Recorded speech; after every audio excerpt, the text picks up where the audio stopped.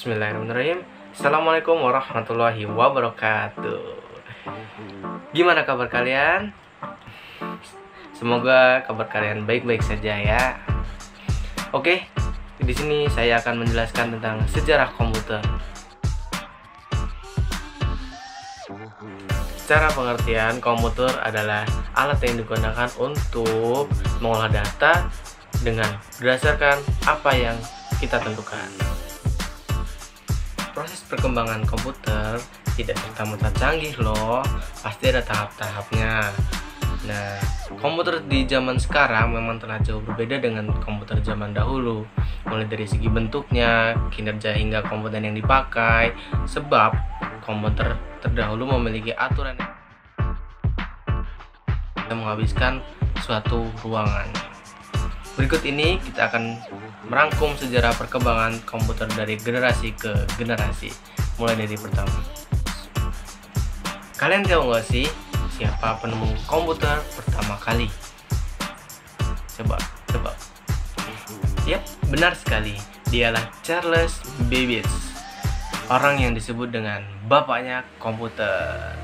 Mesin penghitung yang pertama kali dengan nama Different Engine, dan merupakan kalkulator otomatis pertama serta-merta calon untuk generasi berikutnya. Kita mulai dengan komputer generasi pertama yang berawal pada tahun 1946 sampai 1959. ENIAC merupakan komputer generasi pertama. Program pada ENIAC sudah dirancang sejak tahun 1942 dan mulai dikerjakan pada tahun 1943 oleh John Presper dan Dr. John Maury. Dan program tersebut selesai pada tahun 1946. Program ENIAC tersebut memiliki bentuk yang sangat besar.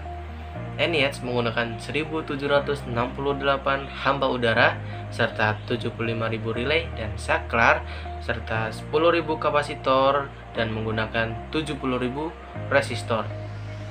Saat ENIAC dibutuhkan, maka listrik yang digunakan sekitar 160 kW. Wow, listrik satu rumah saja masih di angka ribuan watt, apalagi ini 160 kW. Wow.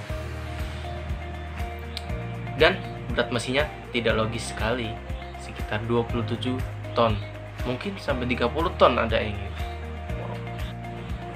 Nah, selanjutnya kita masuk ke komputer generasi kedua yang berawal pada tahun 1959 sampai 1965. Pada tahun 1948, komponen untuk merancang komputer adalah transistor. Tabung vakum yang tadinya berfungsi sebagai komponen dasar di komputer generasi pertama, kini telah tergantikan dengan adanya teknologi transistor ini. Komponen ini dinilai jauh lebih efisien daripada tabung vakum tersebut, karena untuk bahasa pemrograman sudah sangat dikembangkan oleh transistor ini. Jika pada generasi pertama menggunakan bahasa mesin, maka untuk generasi kedua ini digantikan menjadi bahasa assembly dan bahasa simbolik. Dengan menggunakan bahasa pemrograman tersebut, programmer dapat memberikan instruksi hanya dengan kata-kata. Mesin yang pertama kali menggunakan teknologi ini ialah superkomputer. IBM juga telah menggunakan superkomputer loh, dengan nama Prairie Ran dan Stritch. Komputer ini dikembangkan di laboratorium menggunakan energi atom dan dapat mengatasi data di mana kemampuan ini diperlukan oleh peneliti atom. Ciri-ciri pada generasi kedua adalah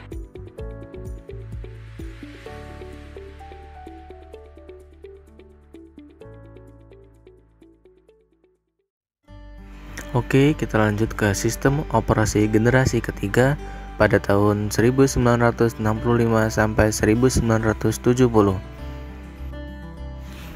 Pada generasi ini, perkembangan sistem operasi dikembangkan untuk melayani banyak pemakai sekaligus, di mana user atau pengguna dapat berkomunikasi lewat terminal secara online ke komputer. Maka sistem operasi menjadi multi-user, digunakan oleh banyak pengguna sekaligus, dan multi-programming melayani banyak programmer sekaligus. Nah, lanjut langsung ke sistem operasi generasi keempat, yaitu pada tahun 1980 sampai 2000-an. Oke, pada di masa ini sistem operasi digunakan untuk jaringan komputer di mana user menyadari keberadaan komputer-komputer yang saling terhubung satu dengan yang lain. Baik, sekarang menuju generasi yang terakhir, yaitu pada tahun 2000-an sampai sekarang. Pada generasi ini mulai diperkenalkan sistem operasi yang bisa digunakan pada perangkat lain seperti di laptop, netbook, dan netbook. Pada generasi ini juga muncul sistem operasi baru yang sering disebut dengan mobile computing. Perangkat didominasi oleh Android dan iOS, Windows Phone. Selain itu mulai diperkenalkan layanan komputasi